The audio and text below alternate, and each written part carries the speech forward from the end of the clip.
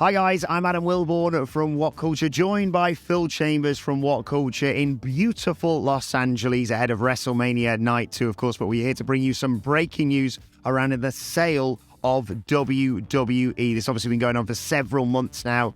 Vince McMahon's return to the company centers around this, but according to a brand new report from Alex Sherman of CNBC, it does look like WWE have finally managed to find a buyer. They are in advanced talks to be sold to Ari Emanuel's Endeavor Group. Now, if that name rings a bell, that is because it is the parent company of the UFC. Basically, this deal would combine the UFC and WWE into one publicly traded company. The full details I'll just read out to you here. Endeavor is slated to own 51% of the new combat sports and entertainment company, whilst WWE shareholders would get 49%, according to their sources. The Endeavor deal gives WWE an enterprise value of $9.3 billion. Ridiculous. Now, Emmanuel is expected to basically act as chief executive of both Endeavor and whatever this new company is going to be called. McMahon will be expected to be executive chairman, and Endeavor president Mark Shapiro will work in the same role at the new company. Dana White remains president of the UFC, and WWE CEO Nick Khan will serve as president of the wrestling business. As if this weekend couldn't get any more momentous, Phil. Yeah, absolutely. Right slap bang in the middle of WrestleMania 39. This comes out with the news about the sale. So there's still a lot to sort of unpack about this, and a lot that will come out, I assume, over the next few weeks in terms of people's position with the company, how the sort of changeover is going to work, like the exact positions of power.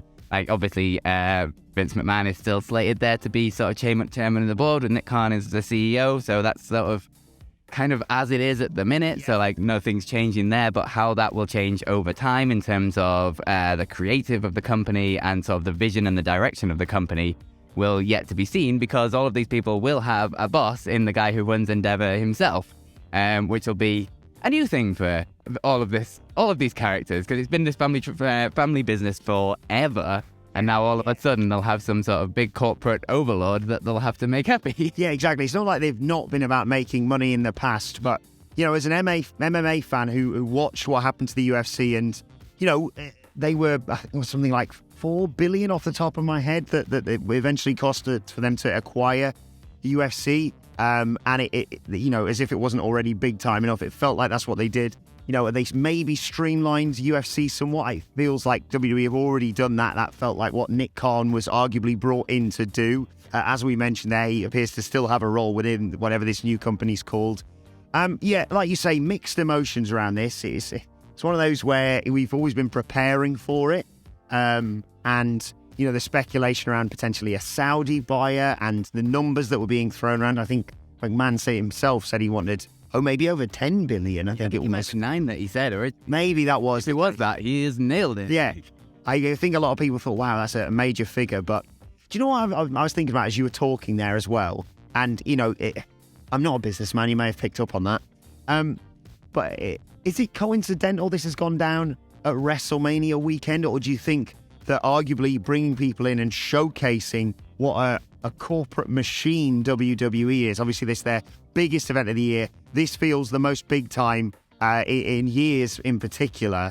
Do you think that maybe has helped things along? Obviously, it's not like Endeavor's just turned up on Wednesday and gone, this looks pretty good, you know, but do you know what I mean by that? Absolutely, yeah. It feels like, especially like this year of all WrestleManias, now WWE's sort of getting hot again, and they're putting butts in seats again and making some money, and they've got 2 almost sold out nights of WrestleMania in an insanely massive stadium. It's going to be the biggest gate for a live event that they will ever do, or have ever done, sorry, not will ever do.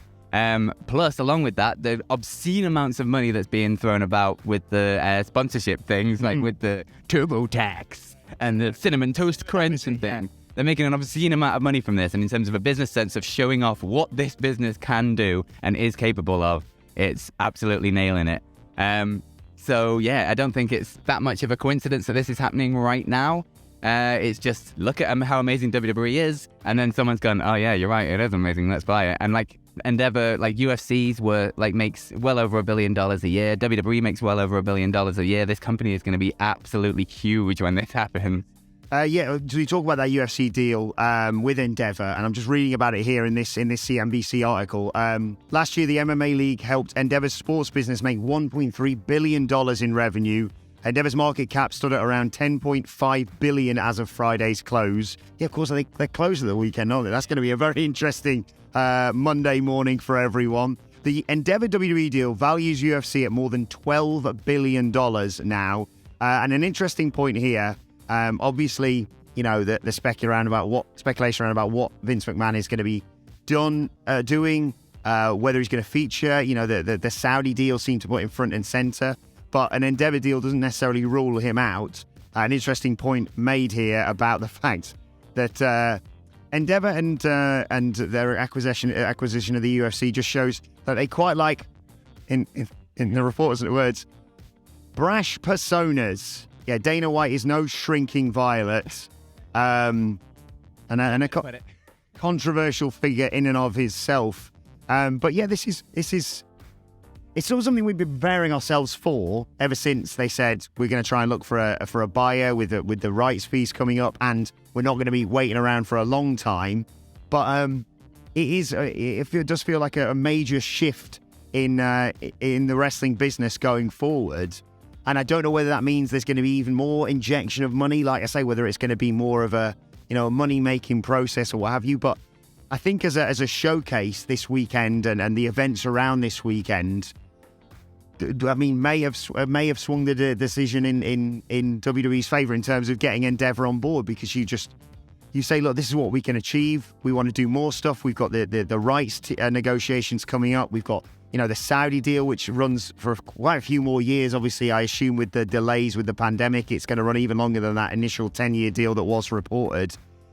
It's big money business, basically. Yeah, absolutely. It's obscene, the amount of money that's going around with this. I think Endeavor, in particular, like when we were listing about all the different companies that could be a part of this going into it, like Saudi and Endeavor were probably what you would imagine would be at the top of the list for Vince McMahon. Because Vince McMahon will feel a lot safer in a company like Endeavor than he would in like Disney, for example. It's a very different world. Like they already deal with Dana White nonsense, so now they've just got to deal with Vince McMahon's nonsense as well. You don't need any power slap in WWE. Absolutely not. But it works like both ways for this company as well, I think. Like you look at WWE, look at WrestleMania, you look at how big time it is for using their phrase. It is absolutely massive, and the things they pull off on WrestleMania are incredible. And to take that as a production team and the amount of knowledge in gigantic events and merchandise and everything like that WWE has, and then shuffle that over to UFC as a platform as well, this could be a gigantic boost in terms of UFC as well as WWE. Yeah, and people going one way would be very interesting indeed, but to really put the cameras to pigeons, and feel free to, as if you need any more encouragement, to go about this in the comment section. Will this mean more UFC athletes crossing over into WWE? I mean, obviously this is more of a business thing than a a relationship thing, but they're going to be presumably being involved in similar meetings. And we saw Daniel Cormier, for example, was there at NXT Stand and Deliver on Saturday morning. You've got the likes of former UFC fighters, Ronda Rousey, Brock Lesnar, Shayna Baszler already being involved in this. You've got characters. Conor McGregor is one of those people who's always mentioned along with WWE as a personality.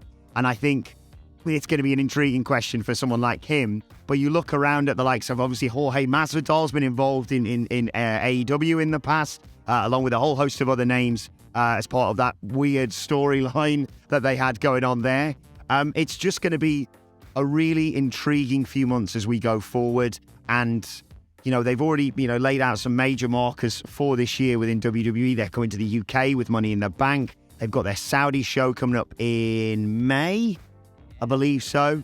And, big plans for obviously WrestleMania 40 being advertised right now. SummerSlam, Survivor Series, it's a big sort of landmark year for WWE, regardless of what happens with this deal. But in particular, going forward now, with not just this deal, but the TV rights deals being associated with all this, it's going to be a lot of money being thrown around. Yeah, especially like you've just mentioned the TV rights deals. Like imagine if Endeavor as a company can go to a channel and say, look, we've got UFC, we've got WWE, you want to buy it as an entire package.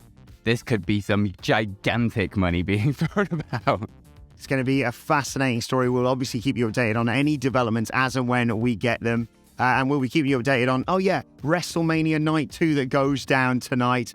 We will again be outside being mobbed by some of the best fans in the world, reporting what went down at WrestleMania Night 2. Ups and downs with Simon Miller, of course, coming later on today or tomorrow if you're in the UK. It feels weird saying that here in the US. And of course, we'll be there for Monday Night Raw for the exact same thing as well. But have this out in the comments section below. What do you make of WWE potentially being sold to Endeavor and the future of some of the major characters within the business going forward? Let us know in the comments. Let us know on Twitter at WhatCultureWWE. You can follow Phil Chambers on Twitter at PhilMyChambers, and you can follow Adam at Adam Wilborn. Follow us all at WhatCultureWWE and WhatCulture Wrestling, wherever you get your podcast from, for more updates and discussions on this as and when we get them. But for now, this has been the news. We're off to have a swim. Yeah, probably. My thanks to Phil Chambers. Thank you for joining us, and we'll see you soon. I think I've got sunburned in this news.